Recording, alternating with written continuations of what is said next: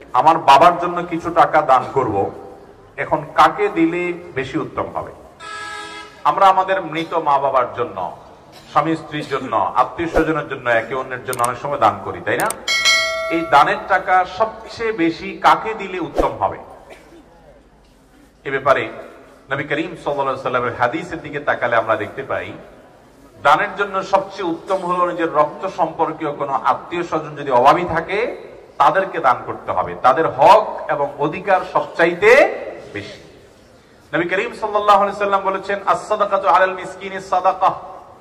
একজন অনাত্মীয় ও গরীব অভাবীকে দান করলে শুধু সাদাকার সওয়াব পাবে, দানের সওয়াব পাবে, কিন্তু ওয়াস-সাদাকাতু আলা যিল কুরবা সিলাতুন ওয়া সাদাকাহ।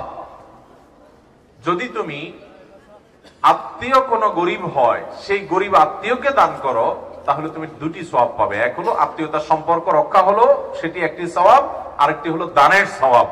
এজন্য আপনি কোন দান, কোন দাক্ষিণা, কোন আপনার সাদাকা যদি করতে হয়, এর জন্য সর্বাধিক হকদার হলো আপনার রক্ত সম্পর্কীয় কোন আত্মীয় যদি অভাবী হয়।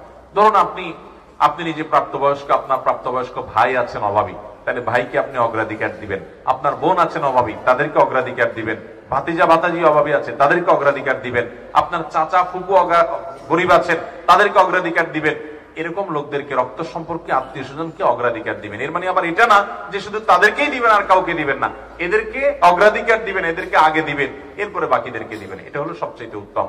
আর তাছাড়া আপনার বাবা মার জন্য, মৃত মানুষের জন্য দানের ক্ষেত্রে সাদকায়ে জারিয়াকে সবচেয়ে বেশি নিরূপণ করবেন। কারণ সাদকায়ে জারিয়া, যে দানের উপকারিতা দীর্ঘমেয়াদ পর্যন্ত থাকবে, এই দানটা, এটার সওয়াব অন টাইম হবে না, দীর্ঘকাল পর্যন্ত হবে। যেমন কথার কথা, মাদ্রাসা মসজিদ বানিয়ে দিলেন, আপনি কোনো অজুখানা তৈরি করে দিলেন, কোন জায়গায় টিউবওয়েল বসিয়ে দিলেন, কোন জায়গায় একটা কালভার্ট বা রাস্তা ঠিক করে দিলেন, কোন জায়গায় একজন গরিব মানুষকে একটা সেলাই মেশিন কিনে দিলেন, একজন গরিব মানুষকে একটা রিক্সা কিনে দিলেন, একজনকে একটা গরুর বাছুর কিনে দিলেন, একজনকে আপনি এক দুটা ছাগল কিনে দিলেন, স্থায়ী কোনো কিছু করে দিলেন যে এখান থেকে সে উপার্জন করে খাবে।